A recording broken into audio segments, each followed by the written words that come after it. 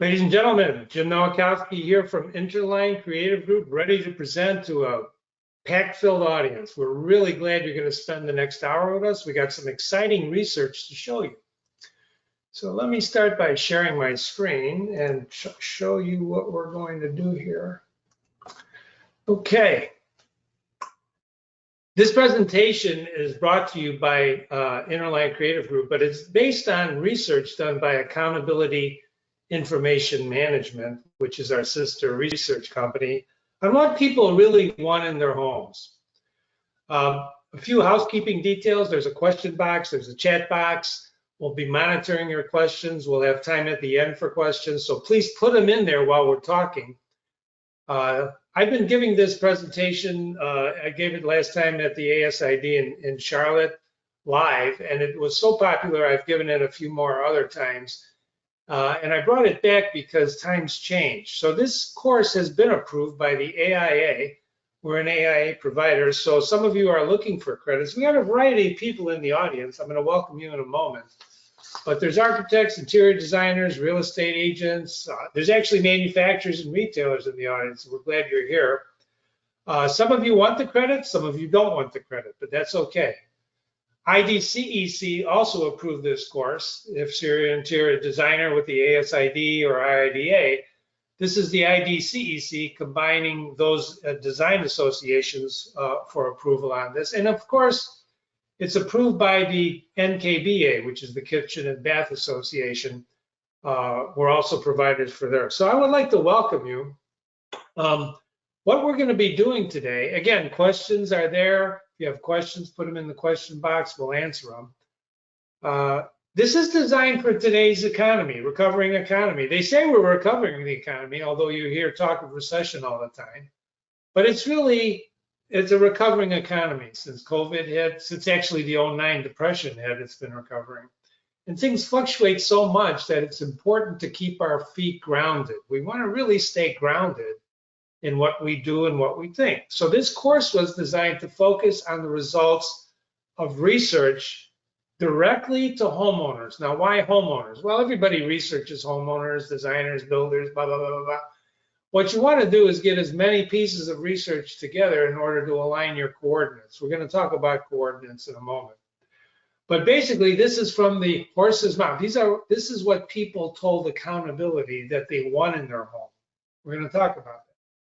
The results are going to stimulate you. They certainly stimulated us, and they will stimulate you. And some of you may say that can't be true. Well, 400 or more people tell you it's true.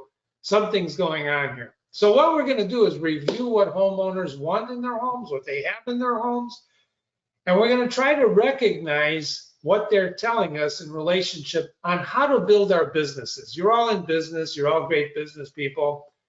The only way, ladies and gentlemen, you stay in business is if you differentiate yourself. That's what this course is about.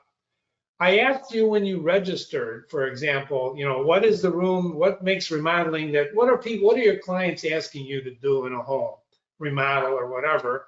68 to 70% of you said the kitchen is the room. The kitchen is the room. Well, if kitchens are the room and you offer a kitchen and they offer a kitchen and they offer, if everybody's offering kitchens, have you ever looked at kitchens on House, for example?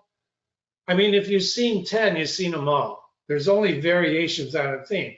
That's not what this course is about.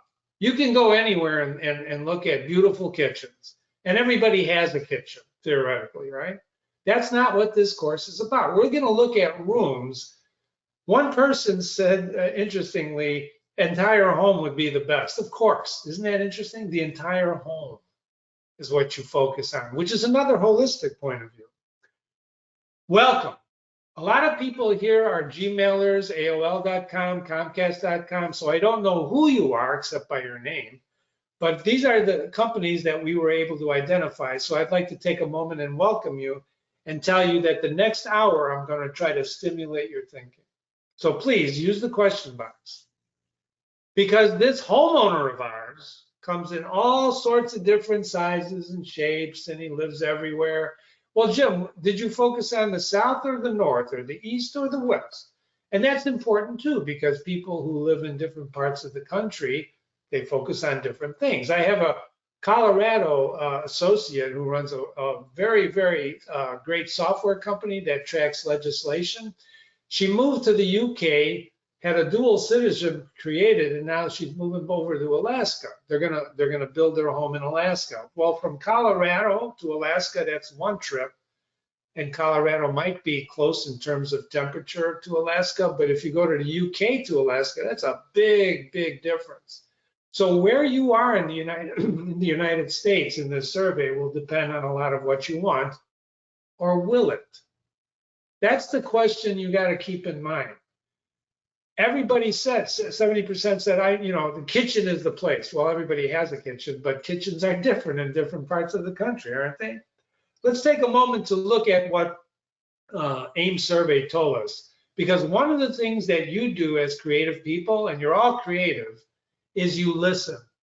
You have to be a good listener, because a lot of times what they tell you may not be what they tell you, and designers know this. For example, if you deal with a designer and you talk to people, our clients do that. I listen to the client and I walk away and I come back a week later and they say, we never said that. When in fact, I took copious notes and they did say that. So listening is an art, right? Can you be 100% listener? Well, I think you can. Other people will argue and say, well, Jim, you can only hear what you want to hear. People only hear what they want to hear. Well, I don't know if that's true either. Because you only hear what you want to hear if you're listening to what you want to hear. But if you just put everything else out of your mind and listen carefully to what's being said, there's always something underneath what's being said that's the truth. Plus, you got to study the facts. You can't take our word for it. Certainly, don't walk away from this course thinking, well, there it is. He solved the entire problem. This is one picture, but it's a picture that no one else has painted yet. That's what I want to impress on you. And of course, you have to live in the real world. If everybody wants a kitchen, well, what does that mean? You got to start at a price point somewhere. So let's see what this audience that AIM did. This is Accountability Information Management. AIM, a-i-m.com. These were the age of the homeowners from their poll. So if you look at somebody, we just finished working with an intern, a college senior, who said pie charts, his instructor was telling him not to use pie charts ever. They're no good. Why is that? Well, people can't visualize from pie charts. Well, I don't know. If you look at these pie charts, they're pretty visual. Look how the homeowner divides up in age. It's pretty well equal. We only have 65 or older, a small pie. The rest of the pie is divided up into almost equal parts, except for the 35 to 44, which are 34%. That's the largest block, right? Which is okay. You want to get a variety of people who tell you things. Because that's what this research went out. They asked people, what do you have in your home? And what do you want in your home? Which we're going to talk about. Where was the home located? If you look at this chart, it's nicely divided into 4 chunks: east, west, midwest, south, right? North, south. And they came from all over the country. So we're not going to really skew the research in any one way, right? We're not going to skew it. What about household incomes? You can see from this pie chart, the majority of people are making $150,000, right? To 91, I'm sorry, $100,000 to $150,000. That's the biggest pie chart. But they range from $75,000 on up, right? Smaller part of it are making the lower incomes, but there they are. 50 grand a year isn't bad. Well, depends on your point of view and what you're selling, right? And how many years have you occupied the home you're in? Look at this pie chart, very nicely divided.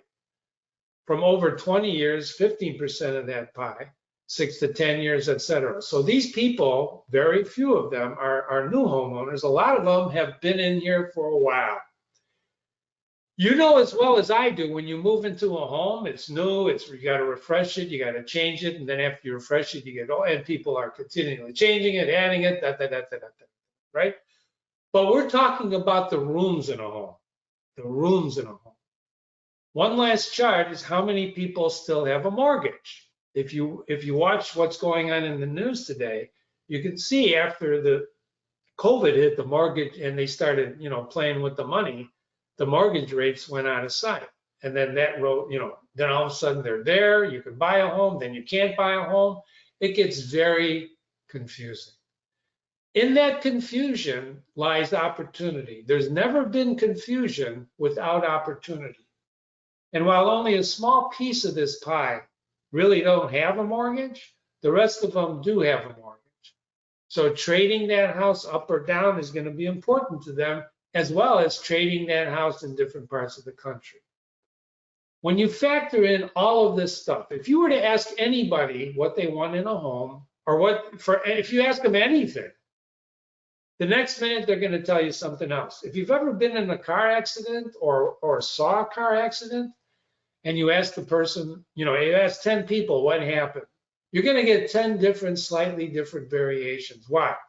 Because like hearing what you want to hear, people see what they want to see. It's very difficult to look objectively. And that, ladies and gentlemen, is what we're going to try to do in this presentation, is look objectively at what 400 consumers told Accountability Information Management. Because some of this stuff knocked us back on our heels. When we read this report from Accountability, we had to do something with it, and that's why we prepared this presentation. Before we start, a few other facts to keep in mind when you're looking at the data. I'm not going to read all this, so I'm going to just touch on it. According to researchers, there's going to be more people per household, regardless of the age. And why is that? Well, housing is less affordable. It's harder for people to get started.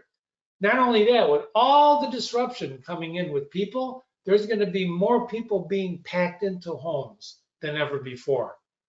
And that's going to change the complexion of the rooms that we're going to talk about. Almost all future net household growth is going to come from senior households. Why is that, Jim? Who has the money? Well, I've read a lot about Gen Zers. They have the most spending income. Not yet. You know why not yet? Because they're still living. They're just getting started. All the wealth is in the older population. Renters are growing more than double the pace of homeowners. Why is that? The homeowners used to be the American dream. But why are renters growing more than home ownership? Well, people just don't want to own anything anymore. That's one of the reasons. But there's other factors at play, sociological reasons, which we'll talk about. You've heard the word, people love these buckets, millennials, Gen Zers, right? But you got to be careful. We're going to talk about that in one of the rooms we talk about. Because people, marketers like myself, we love to classify people. A lot of times when you classify someone, you think they all act the same way. That's called a generalization. I got news for you, ladies and gentlemen.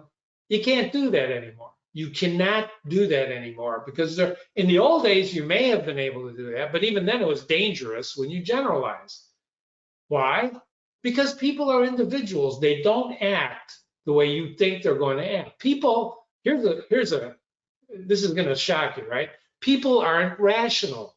What do you mean? Well, if they were rational, you can invest in the stock market and you can make money every time you do it. But people are not rational. They react irrationally sometimes. As Dostoevsky said, sometimes it's just nice to break things, isn't it? So I'm suggesting to you that when you look at these categories like the millennial, baby boomer, be careful of generalizing to the entire demographic group. It's not true. Everyone's an individual, especially nowadays. So as you look at this, look at the last bullet. Since the Great Recession, there's a shortage of new single-family homes permitted, being built in the 35 largest U.S. housing marketplace. Why is that? Because people are remodeling now, not just because of COVID, where they had to stay at home, but because of the hybrid workplace that's changing the home. It's changing the home into a place where you don't go to work every day. You stay at home and work, so you need a place to work. You just have to look at what's going on television today. When they interview people, they're coming out of their homes. They're not coming from an office all the time. So, that said, consider this last piece of evidence. The National Association of Home Builders publishes this book for lots of money, but you can go online and you can get excerpts from it, which I encourage you to do. Oh, by the way, I forgot to mention, There's a handout in the handout drop-down that you have, which is the 40-page report that this is based on. So you don't have to take screenshots if you don't want to. And I can also send you the PowerPoint slides if you're interested. But the 40-page report that contains all the information and more that I'm going to tell you is available to you in the handout section. So don't forget to take that. That's courtesy of Accountability Information. This report, however, is from the National Association of Home Builders, and they do this a lot, and they publish this a lot, and they're like the information source. Just go to Google and what does the NHB say about the best home in the house? And you'll get people writing essays and essays and essays. So we read this report as well.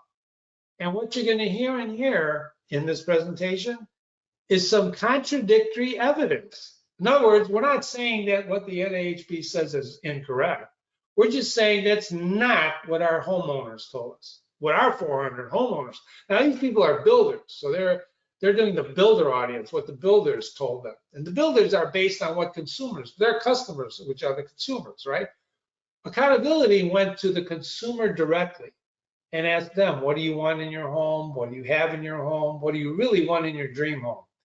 That's what I'm presenting to you today. So if you have any questions, please put them in the question box. I mentioned earlier coordinates.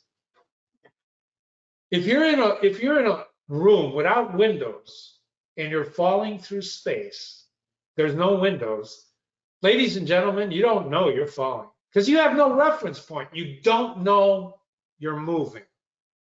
You can experience this on a train. If you've ever been on a train before it pulls out of the train station and it starts to move ever so gently, and you look out the window, there's that one moment where you don't know if you're moving or the road outside you is moving. And you know what I'm talking about. Movement is the key to marketing because markets are not stagnant. They don't stay in the same place ever. It's like a river. And someone told me the other day, Jim, I would like to sit by the river and wait till it stops moving. I said, well, good luck. That ain't gonna work because the river keeps moving. Hence, you need coordinates. You got to adjust your coordinates. You got to take readings. Here's X, here's Y, and then take them again and again and again. Because if you start navigating based on a fact you heard in this presentation or in any other piece of research, if you read that fact and you say, this sounds right, and you start moving in that direction, you could be moving in a misdirection. And you won't know it maybe for a while. In navigation, if you're off 1 degree and you start moving for an hour, you're way off course. Validate your position. Don't just do it because you heard it in this presentation or you read it in a book. Do what builders, measure twice, cut once. Keep on validating your premises. If you know what this triangle is, if you know whose hierarchy it is, put it in the chat box. Put it in there right now. Don't Google it, but put it in the chat box if you know what it is, and I'll send you a Starbucks card.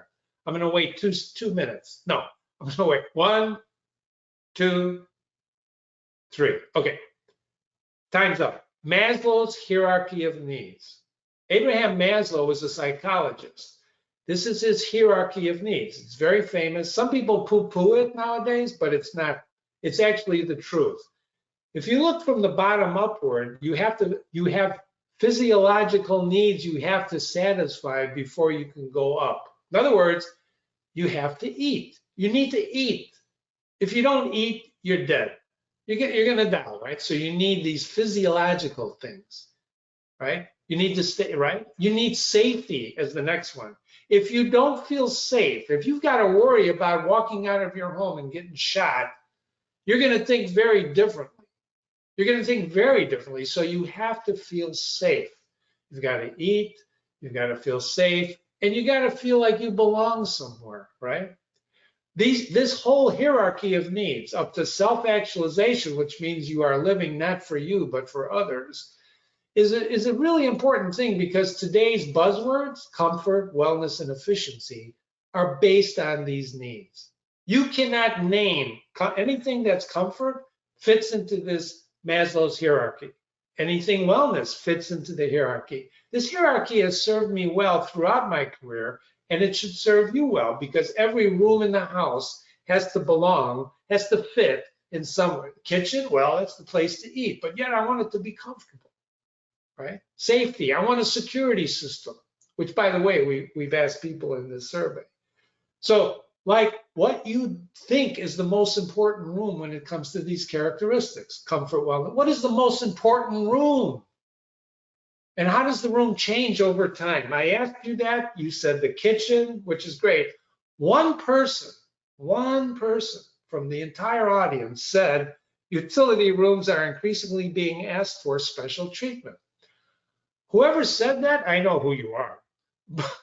But that was a very interesting comment. When everybody else is saying kitchen, you're saying the utility room. Guess what? Laundry rooms is what the NAHB research said it was the most sought after room. Think about this for a moment. The NAHB, this huge organization, says the laundry room was what they said their respondents, they wanted this room, they wanted it. AIM research, 78% want a laundry room in their dream home. 78%. Now, that picture you see is not everybody's laundry room. It's certainly not my laundry room. 68% in the report said that they have a laundry room, not that laundry room, but they have a laundry room. Now, that's an interesting concept, because I've never heard an interior designer, architect, real estate agent, anybody lead their pitch would say, hey, I'd like to show you a laundry room. They start out by saying, you need a kitchen. They want those glorious rooms, those glamorous rooms. Now, if you think about it, why is a laundry room, according to the NAHB and AIM and other reports, why is this room so wanted? Why is it really wanted? Well, guess what? If more people are living in the house, you don't want to drive to a laundry to do your laundry. You want to do it in the house, right? Where it's safe. You know the Maslow's hierarchy of needs, right? Safety. So, but a laundry room is what we want, what we really want, but do they really want it? What is the difference between what they have, what they don't have, and what they really want? In other words, this research is going to look at that. From now on, all the rooms I'm going to talk about are based on this research, what they have and what they want in the dream home. It's actually what they, and there's a difference. So if you have a kitchen and you want a kitchen, that's a pretty equal divide, right? I have a kitchen and I want a kitchen. I have a laundry room and I want a laundry room. Those are the rooms that people want and have. But what about the rooms that they don't have? And if they had a dream home, they would really want it. That difference, that gap, that difference between what they said they don't have and they want is what this research is about. The difference between what they don't have and what they really want. Those are the rooms that we're in you can look at and differentiate your own business. You're going to sell them a kitchen, you're going to sell them a laundry room, you're going to sell them a basement, you're going to sell them stuff that you already do. But what did these consumers tell us about what they don't have, but they really, really, really want? Do you know what room people most wanted that they don't have out of these people, these 400 people? Because before I show you what that room is, remember, it's going to go contrary to some of the other established research organizations like the NAHB. In fact, some of the rooms I'm going to show you, they're telling you if you have this room in your home, it makes more likely not to sell. It's going to be a negative, which I don't believe. If people are telling me they want this, that they don't have it, and somebody else tells me, no, I want this in my dream home. Oh, here, it's in this home. Well, maybe I want that home. You see what I'm saying? You cannot base it on a singular observation or even on a data set. You have to look at the data set closely. So without further ado, if you want to put the answer in the chat or the question box, please do so. Let me see. Does anybody have any questions? Let me just look here. No questions. That must mean I'm doing a good job. Ladies and gentlemen, drum roll, please. Wine cellars. Wait, I see some people falling off their chairs. Don't fall off your chairs, ladies and gentlemen. Wine cellars were the highest category in terms of the difference between what people want in their dream home compared to what they have. 588%. Don't you wish you had a stock that returned that much money, huh? The question, when we saw this, we said, that's crazy, because look, only expensive homes have wine cellars. That's not true. When you looked at the data, it really depends on how you define a wine cellar. Go to Google or go to House, you know what House is, right? And type in wine cellars and look at House is one of the most visual. They have more pictures than anybody else, I think, in their data set. And look at the wine cellars, because actually a wine cellar can be this. This is a wine cellar to some people. I've seen wine cellars designed underneath staircases. I've seen wine cellars in basements. A wine cellar doesn't have to look like that first picture I showed you, right? This is a wine cellar. Well, no, it's not. That's not a wine cellar. That's a cabinet with wine in it. Oh, really? What if I called it a wine cellar? In fact, why are wine cellars this room? Why is this room called a wine cellar growing so much? Did you ever ask, what do you think? I'll tell you why. Look at the wine consumption in the United States since the year 2000. I recently went to a liquor store, I think it was called Total Wine. I'm not sure what it was called. People were walking out with cases of $120 bottle wine, cases of wine, very expensive wine out, just taking cases and cases and cases. There was one restaurant that had cases piled up to the ceiling of wine. Gallup just released a poll. I can send it to you if you want this morning. I read that wine is consumed more, right? More than alcohol in the United States now. Beer is the most. But if you think about it, people are drinking more wine. So, but who amongst us leads? Hey, do you want a wine cellar in your home? Of course, you don't want to lead like that because you want to sell them a beautiful kitchen, beautiful bath, whatever, right? So you don't lead with a wine cellar, but you keep it in your back pocket. For example, be an observer. When you walk into a home, someone's home, you're going to sell it, you're going to design it, you're going to design whatever you're going to do. Be an observer and look at it. On your consulting calls, bring a bottle of wine and see what the person does with it. Watch what the person does. If they can pronounce the name of the wine, if it's a good bottle of wine, or whatever, and what they do with that bottle of wine. That's going to be part of your, and you have to be an observer and you have to listen. You have to be a researcher 24/7. You can't just say, well, that's my customers don't want a wine cellar. How do you know? So create a wine cellar portfolio of ideas. In other words, what is a wine cellar? Define it. Let your customers define it. Do a survey with your customers. Sponsor a wine tasting event and create a lead list. Go to a showroom and say, I want to do a wine testing event with you. Would you like to do that? Set it up, bring in people, listen to what they talk about.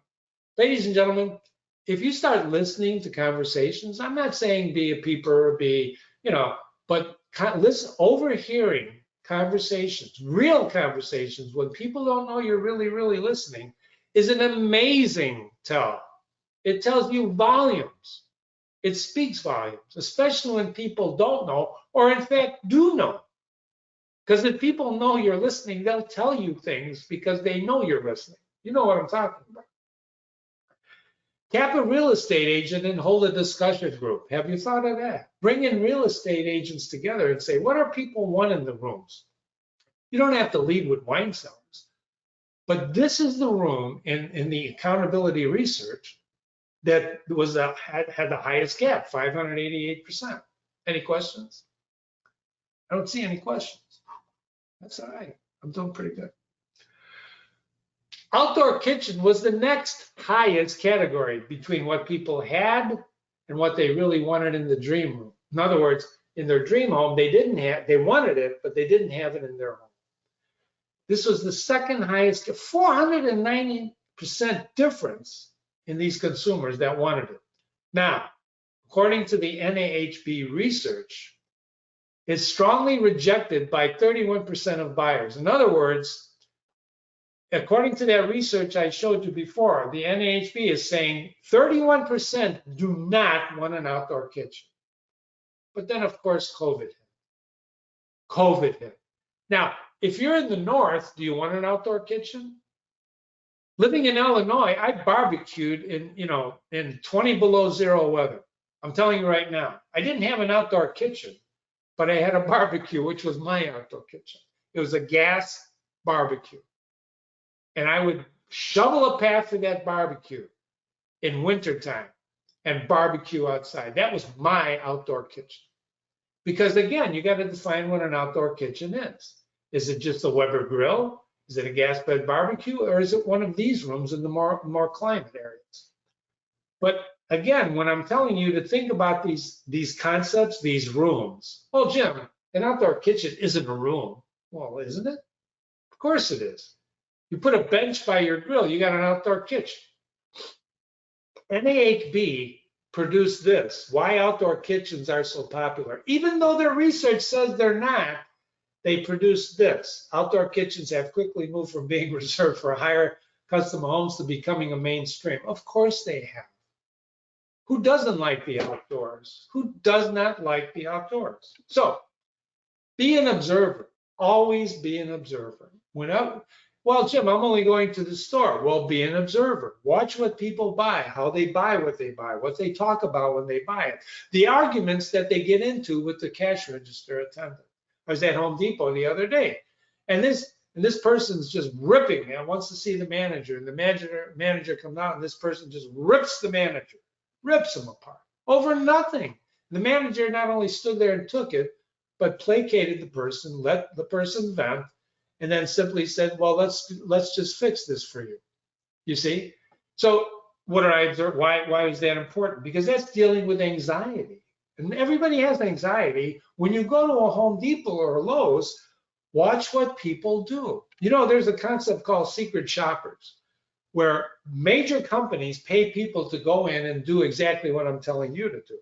Where they go in, it might be a sideline to become a secret shopper, where they go in and they actually measure the climate, the presentation skills of the people that they're looking at, or they look at the shelf space. They're secret shoppers. You're a secret shopper. There's a Home Depot and Lowe's that in the summertime, they put out all their outdoor grills, hang around there and listen to what people are saying. Tap realtors, find out if homes with outdoor kitchens are selling more than homes without outdoor kitchens, right? I guarantee you, if you go to 10 real estate agents and you ask them that question, 9 out of 10 are going to say, no one ever asked me that question because they haven't thought about it. It's our job to think about these things and to ask these hard questions because they're going to lead you to product knowledge. Go to a retailer and who sells outdoor kitchens and chat them up. Say, what's the best selling feature? Is it the refrigerator that's outside? How many of them have refrigerators? How many, tap them up and then write a white paper about outdoor kitchen ideas from all your research. And then put it on your website, ladies and gentlemen. Your website is the most important marketing tool you have. There is no other more important marketing tool. So what I'm telling you when I'm telling you to be an observer is to be an observer, but take your observations and put them in writing. Put them in writing, write a white paper and put it on your website. Steam showers. Who would have thought? This is the third highest. 411% want this in the dream home, but don't have it.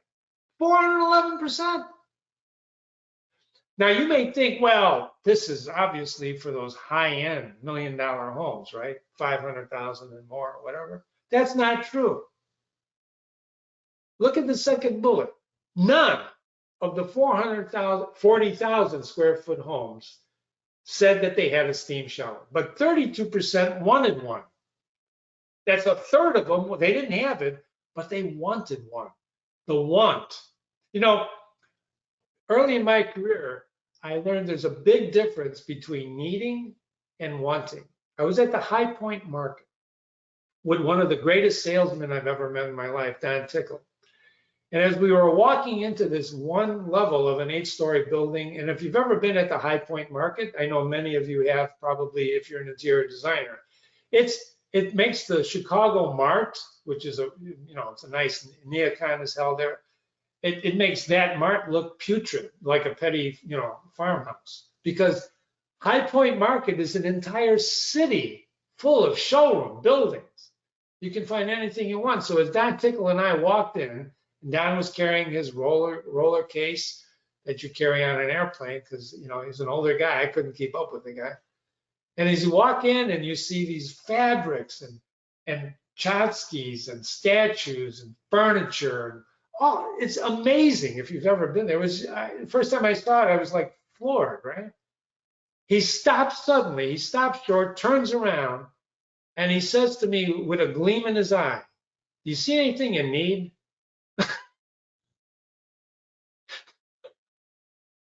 In that moment, I define what you need and what you want. Ladies and gentlemen, you are in the want business. People want things. People want this steam shower. Now, how do I know that? Well, the consumers just told us that. These are not big homes that want this. They just want it. Now, why do they want it? Well, there's a lot of reasons. All you got to do is go out and start looking at some of the people that sell these things, and they'll tell you why steam is good. 11% of the 3,000 to 4,000 homes said that they had a steam shower. So home size, ladies and gentlemen, has nothing to do with the concept of steam showers, except steam showers have suddenly planted in our brain. Well, it's only for expensive homes. It's not, especially nowadays. Especially nowadays. Look at the difference in these pictures. That could be in anybody's house, that bottom one on the left. So find some customers who are house hunting and offer to go with them. Let's go. What are you looking for? I just like to tag along. I want to ghost you, right? I want to go shadow. Let me be your shadow. I want to find out, right? What are you looking for? And see what they say. You don't have to say, "Are you looking for a steam shower?" You don't have to do that. Just walk around on what they do. Engage the realtor in conversation, asking the pros and cons of this room. Okay. Tap manufacturers like Mr. Steam. Mr. Steam is probably the leading manufacturer, although a lot of people are getting into the game nowadays. Their website is full of useful information. We're doing one research project as an ancillary, sidebar for what we're presenting here for you from the AIM report. And we looked at high-end homes that were advertising in their listing, steam shower, steam shower. They didn't say the brand of steam shower. So what we did is we emailed like 5 realtors and we asked them, "What's the brand of the steam shower?" The first thing the agent wanted to know is, where did you see the listing? Who's your client? Are you in the market? Are you in Montana? Because one of them was in Montana. No, I'm just doing research. Guess what? Out of the 5, 4 of them were Mr. Steam showers, which proved to us that they have an installed base, right? So do research. And do research in a particular zip code. How many people in a zip code? Send out a mailer. Do a mall intercept. I mean, people are laughing, but you can do that. You can talk to people and coordinate with the manufacturer. Every manufacturer of this product has a customer file, right? They know who their customers are. So get to know the manufacturers. Because guess what the manufacturer wants? They want to know who your customers are, and how you can help them sell your products to your customers. Seriously. And they have beautiful literature. Full bidet in the master bath. Whoa, Jim, really? Come on. Full bidet, please. Bidet? I know bidet seats are one thing, but a bidet? Who knew what a bidet was 10 years ago? Except the high-end people. This is what I was telling you about earlier, where people like to classify people. So you have baby boomers, Gen Xers, Gen Y, Gen Z, Gen A, blah, blah, blah. And you got a new one lately. I don't even know what they are. The danger is when you categorize these people and say, well, that bidet, that full bidet is only for older people. If you were to make that conclusion, ladies and gentlemen, you'd be dead wrong. Dead wrong. And I'm going to prove it to you in a moment. according to one report, 36% of the people don't want this. They don't want it. And the older you are, the more you don't want it. That was not this report. That was another report. This is the danger of just reading one report. Well, they don't want that. Well, how do you know? Do you know what happened to bidet seats when COVID-19 came? Do you remember the run on toilet paper? Remember, you couldn't find toilet paper when COVID hit. Jesus, we're all out of toilet paper. Why was that? And if you look correspondingly, bidet seat sales, say that 5 times, bidet seat sales shot up through the roof. Was that because no one could find toilet paper? If you say yes, it sounds right, you'd be wrong, because we did research on that.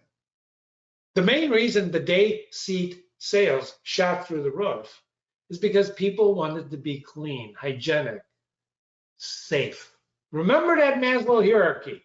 Safety is going to drive a lot of these things, So don't conclude just because you read a report, oh, nobody wants full bidets, right? Well, full bidets in here, right? The difference was 248% who want this in their dream home. Seriously, 248% difference that want it. So if you think you can categorize people, these are the people who really wanted it in their home, the Gen Xers, the 45 to 60-year-olds, not the older people, not the younger people, but right in the middle there. That's not to say, I'm not saying all people 45 to 60 want a full bidet. The data in here suggests that that's the group, but that doesn't mean the other group don't want it. So you have to understand what a full bidet is in relationship to a bidet seat. And by the way, they sell integrated toilets now as well that have everything in them that you don't need a separate bidet, right? So find out what's most important to your clients. Hygiene is here to stay. Wellness, right? Hygiene. The only question is how much of it the client wants or needs. You understand? Hygiene ain't going anywhere. It's here. So one of your questions has to be, how much hygiene do you want? Because if you've never used the bidet, you don't know what you're missing. I'm just telling you. The bidet, I was interviewing an industrial engineer once, doing research on this, pardon me. And he owned a Tesla. And he said, I have it on tape because we were taping these recordings. He said, if I had to choose between the Tesla and my bidet, and I won't tell you the brand name of that, but it's the leading bidet manufacturer in the world, okay? He said, I'd choose the bidet. He would give up his Tesla for the bidet seat. I'm just telling you, there's something about it. So there's a lot of talk going around, and builders, do you know builders who offer a bidet? What if they did? If everybody's not doing it and somebody comes along and says, we offer a bidet, full bidet in the master bath. Even if you don't sell any of them, the fact that you're offering it differentiates you. It differentiates you. How often do you go to a website and you want to buy something and it's not available, but it's still on the website? Why is that? Because websites are virtual and you can offer anything, including stuff you don't sell. That's been going on for years. So what's wrong with offering something that people may want, right? Remember, I don't need, do you need a full bidet? No. You can buy a $99 bidet seat. Seriously. But if it's heated, you might pay $200 or $300. But if you offer it as a builder, if you bring it into your portfolio of design ideas, and you structure it that way, maybe they want it. Okay. Multi-generation rooms. How are we doing on time? Pretty good. I'll whip it. The fifth highest difference, 243% difference between want this room or suite. Now, what is a multi-generation room? Well, that's because, remember what we said earlier, more and more people are living in the house. So you need a bigger room, multi-generation room. Wall Street Journal article in January of 2022 called Magic, Multi-Generational Housing Aims to Alleviate Social Isolation. Remember COVID? We couldn't touch each other, we couldn't mask. What a joke that was. Well, I'm not even going to talk about that. Don't get me started. But bringing people together, belonging, remember Maslow's hierarchy of needs, belongingness, sharing, right? Shorting of care, if there's a shortage of caregivers, who's gonna caregive? It's gonna be the family. It's gonna be the extended family. So probe your clients, examine your client list from the past. Do direct mail research. How many people are living in your home? You know, the census does that. And census produces pretty good data, but it's 10 years old sometimes by the time you look at it.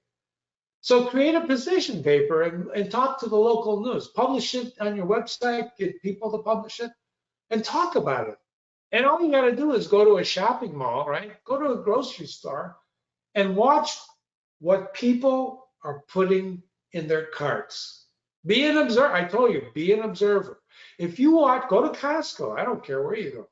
And watch what people are putting in their carts. Watch who's pushing that cart.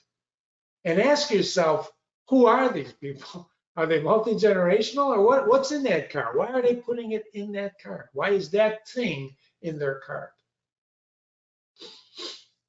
Financial issues, top list of reasons U.S. adults live in multi-generation homes. This is recent stuff. U.S. population, multi-generation. Look at that curve. Wouldn't you like your stock to be that curve going up? Sunrooms. This was the 223% difference between I really want this and I don't have it. Now, sunrooms have long been considered, look at the second quote, one of the worst home improvements homeowners can make for a handful of reasons. That's coming right out of somebody's thinking. That a sunroom is one of the worst ideas you can have for a home improvement. Really? Do you forget that people used to worship the sun? Have you watched anything on Egypt, ancient Egypt recently? Have you forgotten about COVID, where people were stuck inside and couldn't go out? Got beat up in certain countries for going outside. For going outside in the sun. The sun, well, Jim, that's also melanoma. Well, too much of anything is not good, right? But the sun is what grows everything. How can a sunroom be a bad idea? Well, I just don't want it. You don't want it. That doesn't mean everybody else doesn't want it. So cruise the neighborhood. One of my former, guys that I learned a lot from in the agency business had a beautiful sunroom. That was the first sunroom I've ever seen in my life. And when he took me out there, it was like in another world. It was winter and we could sit in the sunroom. So architects who do residential work will walk the neighborhood. Do you walk the neighborhood? Do you drive the neighborhood? Do you walk the track? Go to Google and look at sunrooms and then make a pitch book and put this room in there as an option. I'm not saying every house needs I'm not saying every house needs a wine cellar. If you don't have these rooms as options to differentiate yourself, all you're doing, no offense, all you're doing is selling kitchens and baths, which everybody else does. So you still can sell kitchens and baths, but you got to have this other portfolio of rooms. So if you Google it, you're going to find that that's there. Media rooms, 224%, the seventh highest difference. Some people call this the family room. Some people call it a home theater, but it's where people go to watch stuff, play a game, right? Social media. That's wrong from the beginning because it's media. It's not social media. Everything is media. Your website is media. The television is media. Most homeowners don't even know or care about the difference between a media and a home theater. Nor should you. You should find out what people want. I'm not saying everybody wants that picture on the upper left. It could be the bottom left. That could be the media room. Who knows? Find out what they want. What's in the media room? And there's plenty of information on Google, but this was the room that was very high in terms of what people really wanted, but didn't have. Some people would, don't have a room like this, so they just put the TV on a wall, and that's their media room. What does this tell all of us as we wind down? Get ready for your questions. Well, there's more rooms on the right that had a big difference between what people wanted in their dream home and what they really had. Look at the elevator. That's the third one. 157% difference. boy, I wish I had an elevator. Well, I only saw elevators in $1 million, $2 million homes in Illinois when I went looking. They were called Harris homes, beautiful homes, and they had an elevator and a basketball court. And the guy who was selling them, Mr. Harris, said, well, that's for the evenings when it was winter and 20 degrees below zero. You can go play basketball. An elevator could be for an accessible design, right? Universal design, accessible. Accessibility could be an elevator, not stairs. And why do people, and not only that, the people who wanted that may not be. If you've ever had a regular, bathroom, and you broke your leg, you know instantly how difficult it is to do anything in a traditionally designed bathroom. So an elevator is not so far out, especially when you observe people who have accessibility challenges, right? So remember, these results are clues. They're clues, ladies and gentlemen. They're not the definitive thing, they're clues. Game room, exercise room, etc. Now, how do they find out about you?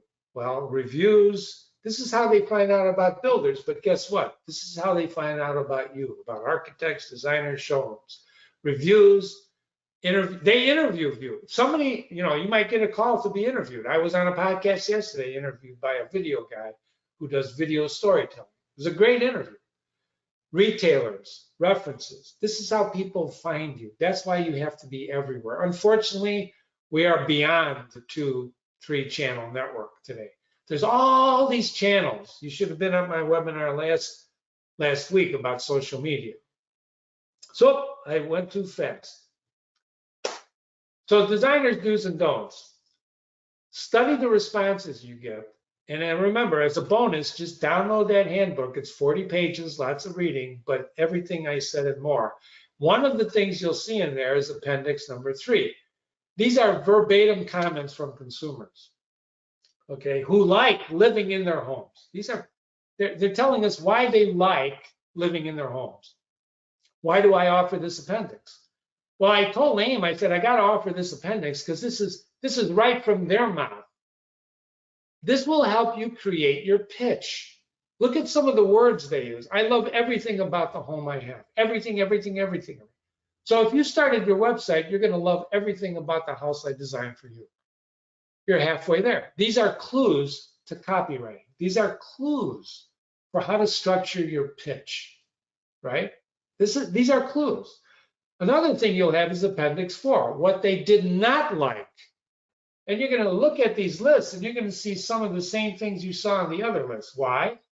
Because people are different. Remember what I told you about the accident. If 10 people saw it, you're going to get 10 different points of view. It's the same thing here.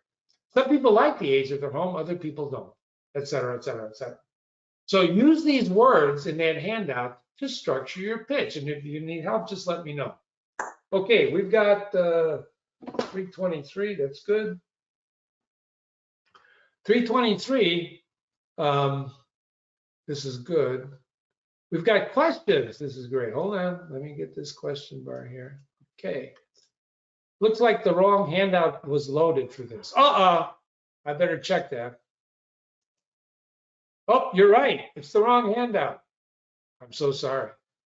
Let me give you the right handout. I'll email it to you. How's that? You're right. It was actually for the KCMA course certificate. I grabbed the wrong file. I apologize. I was having technical difficulties. Any other questions? Jolie, thank you for pointing that out. No other questions. I must have hit it out of the park. Thank you for your time. Okay.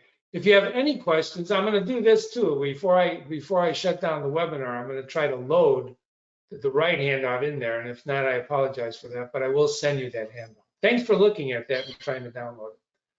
If you have any questions, email me, jim@interlinegroup.com, phone me at 358-4848, follow me on Twitter at interlinejim, and thank you so much for your time.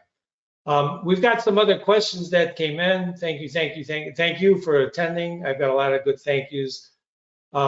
List of any other CEUs offered. Yes, as a matter of fact, let me turn my screen on again. and I will show you exactly where they are. Let's see. Okay, there we go. Here we go. 1 second. Okay. Aaron, if you look at the webinars up here on our website at interlinegroup.com, these are recorded CEU courses that are IDCEC, AIA, and NKBA approved, all of these courses here. I give them from time to time live, like now. And I'd be happy if you got any interest in any other topics, I'd be happy to structure that. These have proven their worth over time, and people keep asking for these, which is why I keep giving them. There's one on strategic planning, on how to use the phone. And there's lots of deep thought in here. Also, I encourage you to look at our blogs on the website, which I write. I've got the newest one just posted today on, I had a client say why you shouldn't leave your lane, or he's going to stay in his lane. And when we lost the big project, and I examined that term, I just want to stay in my lane, and I concluded that that's not a bad strategy, but you risk being forced out of your lane by your competitors. So I really thank you for that question, but any of these courses are available. You can register, you can get credit, etc. Anything else? Listen, I sincerely apologize for putting the wrong handout. KCMA is one of our clients. We do a lot of work with them, and that's a certificate for the course that that they gave, that we just moderated for them. That's a great organization, by the way, the KCMA. Kitchen Cabinet Manufacturers Association. So if you get a chance, kcma.org, kcma.org, check them out. Thank you again for coming. Enjoy the rest of your week. I really enjoyed presenting to you, and I'm glad you got something out of it. Please send me your questions, email me, call me, and remember Maslow's hierarchy of needs. It's all about survival, isn't it? Thanks again.